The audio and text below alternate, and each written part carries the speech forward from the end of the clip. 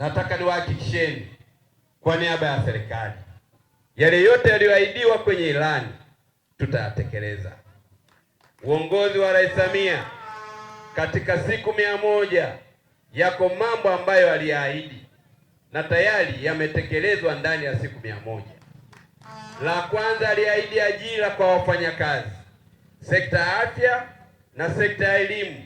Tunapozungumza hapa, tuna zaidi ya wafanyakazi wapya wameletwa ndani ya mkoa wetu wa Geita, wafanyakazi 1000, na hao tumewapeleka kwenye afya zaidi ya 400 na kwenye elimu zaidi ya 600 wameletwa ndani ya mkoa wetu.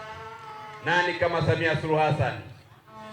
La pili, rais aliahidi tunaanza safari ya bima ya afya kwa wote, na leo tunazindua programu hiyo ndani ya mji wetu wa Katoro na Rudete. Kwa kuanza kutoa bima za afya, Rais Samia ametoa zaidi ya bilioni 50 kuwalipia watu wasiokuwa na uwezo, ili hizo familia zianze kwenda hospitalini na bima, wasiende kudaiwa.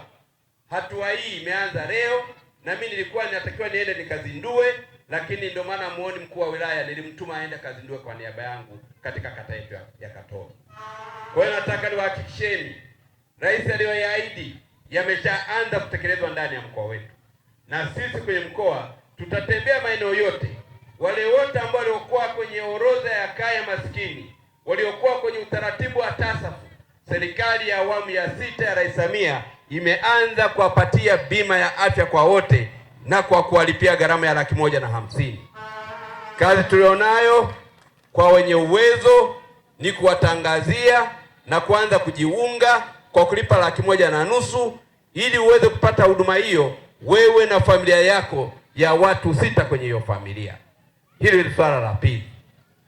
La tatu, Rais Samia aliahidi familia ambazo zinapata changamoto ya kufiwa na ndugu zetu.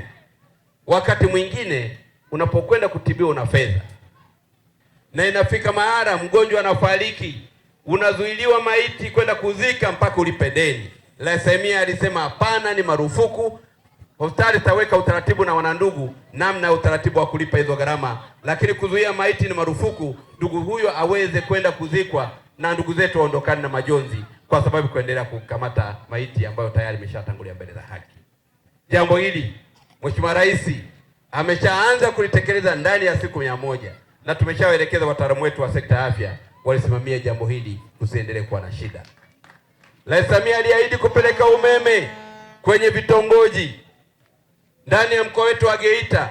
Tayari tumeletewa fedha bilioni 61, tunapeleka vitongoji 528 ili tuhakikishe umeme unapatikana kwenye vitongoji. Tunaenda kuvuka 60%, tunakwenda kwenye 70%. Na kwa taifa zima Mheshimiwa Rais ametoa fedha zaidi ya trilioni 1 na milioni 300. Maana yake tunapeleka umeme kwenye vitongoji 9,009, tunakwenda kuacha umeme kwenye vitongoji vyetu. Mheshimiwa mgeni rasmi, ukisema kwenye maji ndio usiseme. Tunaleta maji hapa kutoka Ziwa Victoria, na safari yetu ni kupeleka Bukombe, ni kupeleka Mbogwe. Nani kama Samia Suluhu Hassan?